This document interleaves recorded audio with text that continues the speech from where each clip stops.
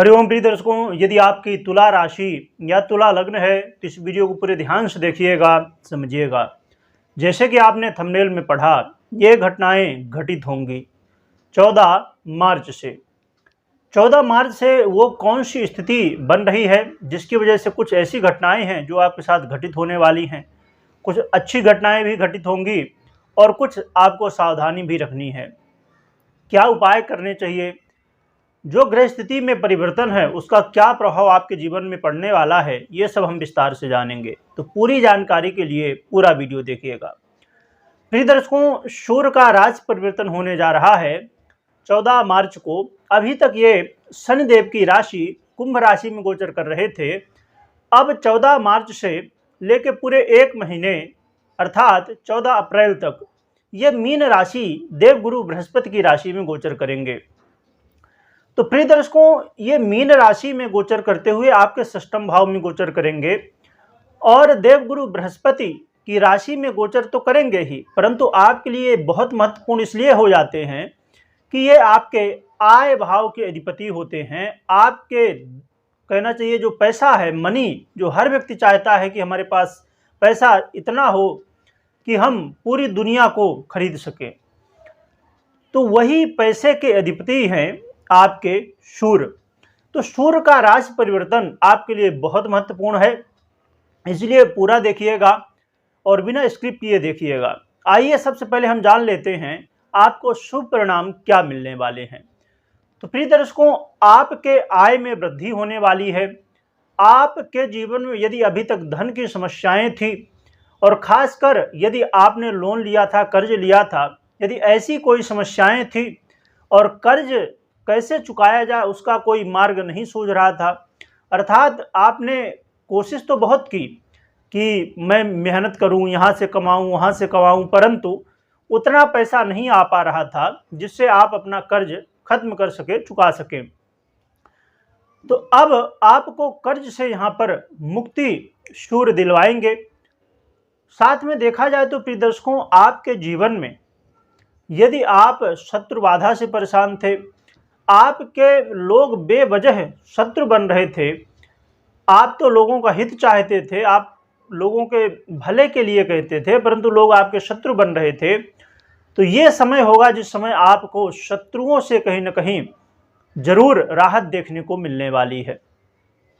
इसके अलावा आपके जीवन में चाहे आप जॉब कर रहे हों, चाहे व्यापार कर रहे हों या प्रोफेशन में हों, कोई भी काम कर रहे हैं, तो आपको यहाँ पर धन के मार्ग खुलेंगे, पैसे आगमन के मार्ग खुलेंगे और अपने काम में आपको बेहतर स्थिति देखने को मिलने वाली है।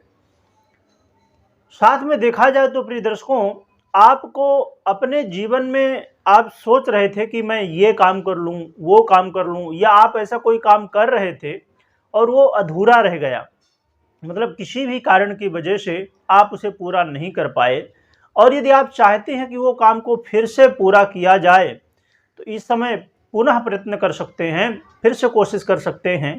तो ये समय होगा जिस समय आपको यहाँ पर देखने को मिलेगा कि आपको सफलताएं मिलेंगे, अर्थात जो भी काम रुका था उसमें आपको तेजी देखने को मिलेगी, वो काम होता हुआ दिखाई देगा।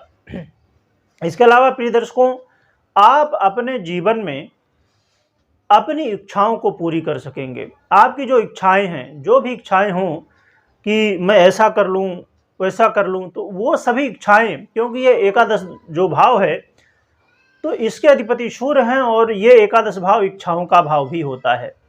और आपको अपने बड़े भाई का सहयोग मिलेगा, बड़ों का सहयोग मिलेगा। यदि जॉब में कहीं ना कहीं देखने को मिल रहा था कि बहुत ज़्यादा प्रेशर था, तो उसमें भी थोड़ा राहत देखने को मिलने वाली है। तो प्रिय दर्शकों, ये लाभ थे, परंतु यहाँ लाभ से ज़्यादा जरूरी है सावधानी, क्योंकि आप जानते हैं जो आपकी राशि है या आपकी लग्न है, यदि आपकी तुला राशि है या लग्न है, तो आप ये जानते हैं कि इसके अधिपति शुक्र होते हैं और शुक्र सूर्य ये आपस में मित्र नहीं शत्रु हैं। तो इसकी वजह से कहीं ना कहीं ये अपने आप में देखा जाए तो एक तो शत्रु हैं आपस में। दूसरी बात, यहाँ पर अब मैं कुछ स्थितियां बता रहा हूँ, संपूर्ण जानकारी के लिए आप इस चैनल में जो हमेशा हर महीने की वीडियो बनती है मासिक राशिफल, और इस महीने का जो मासिक राशिफल बना था मार्च का, उसमें जो टाइटल और थंबनेल है ब्रह्मांड में बड़ी हलचल, तो अपनी राशि का, तुला राशि का देख लीजिएगा और अपने लग्न का भी देख लीजिएगा, जिससे और भी क्लियर होगा। यहाँ हम विशेष रूप से सब जान रहे हैं सूर्य के प्रभाव को, परंतु कुछ स्थितियां हैं, मैं बता देता हूँ। सावधानी क्यों रखना चाहिए, फिर क्या रखनी चाहिए, ये मैं बताऊंगा। तो एक तो आपके आय भाव के अधिपति यहाँ षष्ठम में आए हैं, ये भाव अच्छा नहीं माना जाता।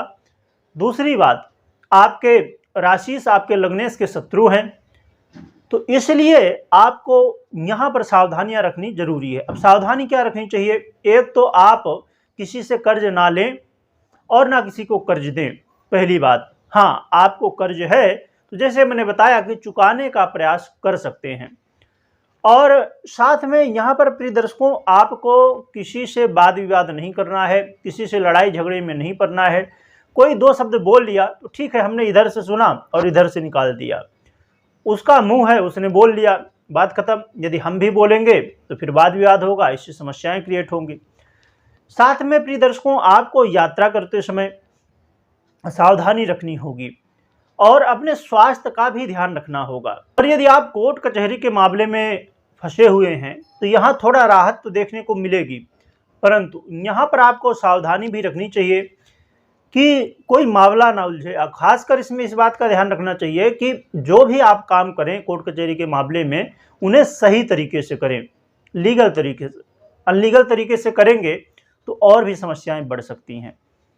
तो इन बातों का विशेष रूप से आपको ध्यान रखना होगा।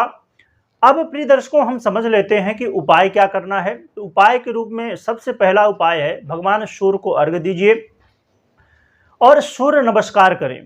और यदि सूर्य नमस्कार नहीं कर सकते हैं और कर सकते हैं तो अच्छी बात है, करिए। और साथ में आप आदित्य हृदय का पाठ भी करिए।